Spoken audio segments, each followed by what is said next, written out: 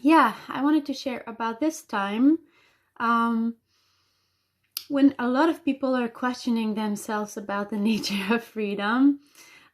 What is freedom, and um, until what extent must we fight external circumstances in order to feel free?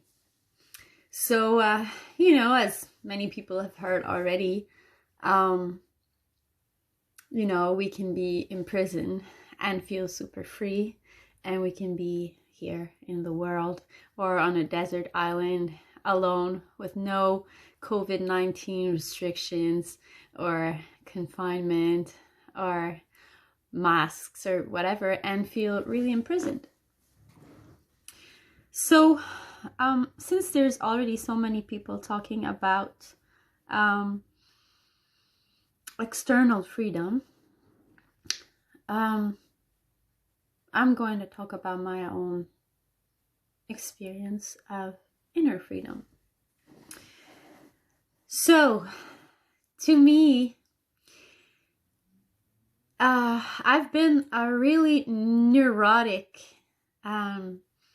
especially as a teenage and young adult, really neurotic about my external freedom. I could not commit to being sexually loyal to a man, although I wouldn't use my freedom, but if I was a couple, like, I needed to kind of set a rule that we were free. Although I didn't need, as I said, to go out there and have other adventures.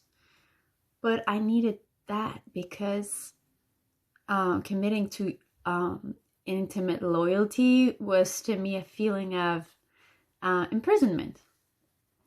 And I could not understand parents. Now I have the most magnificent 4.5-year-old son, and for everything in the world, I could not regret. This experience is the most precious experience of my whole life. But at that time, I was like, oh my God, like being a parent really like strikes away. Can we say that in English? Sorry, I'm a French speaker. Really destroy your freedom, And I could not stay at the same place for a long time either. I needed to travel. It was an emergency, when I was like, I must go somewhere. It's like, there's nothing that could, you would tie me to a tree and I would cut myself in order to be able to get on that plane and do that travel. So, although my mother was really worried sometimes, I remember one time she supplicated me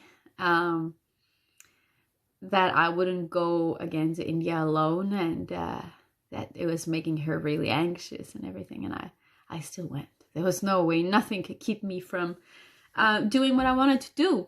And that's okay. That's a phase. That's a first phase, I guess, You want to do what you want to do when you want. You want to feel free. You want to follow your dreams. You want to satisfy your desires. And I mean, that's okay. I'm not against that.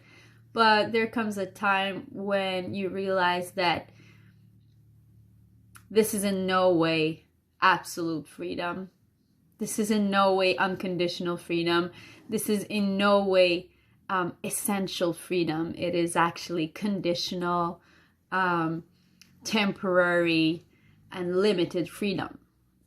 So, do we want to pursue that type of freedom and stay on that timeline when we really hold on to this belief that we must follow our desires and do what we want to do whenever we want to do it? I mean, if that's the way you choose and you're still on it and it works for you, and you don't bump on that wall that I've bumped on, telling you that you must look for something deeper, something of the core. If you haven't, then, go on. That's okay, because that means that's where you're at, and that means that's the experience you need for your growth.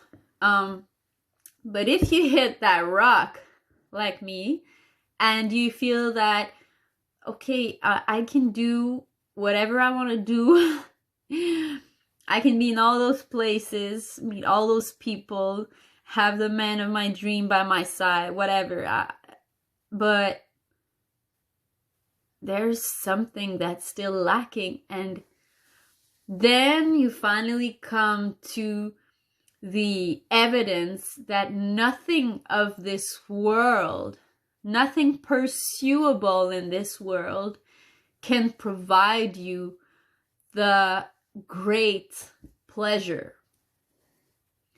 So we go on after relative and small pleasures,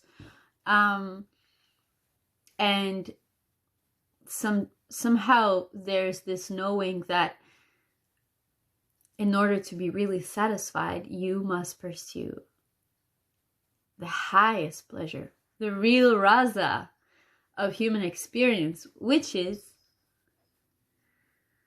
the connection with the divine, with God inside of you. Like in the Quran, they say God is closer to you than your own jugular vein, the arteria. I don't know where it is exactly, but one of the arterias of the heart. So it's really in there. I also heard a man once that I met, and he told me, God sits in the heart. He lives in your heart, That's the kind of lighthouse inside of you. That's the bridge to your soul and to higher dimensions, as well as your more subtle bodies. That's in my words, okay? I know there's a lot of different sciences to it. I'm really, my intention is not to get into any metaphysical or esoteric science at all. I just want to talk about my experience. So take all of that, all of these concepts with a grain of salt. So God, for me, as an experience, is the completion of oneself, is home. It's like, finally I'm satisfied.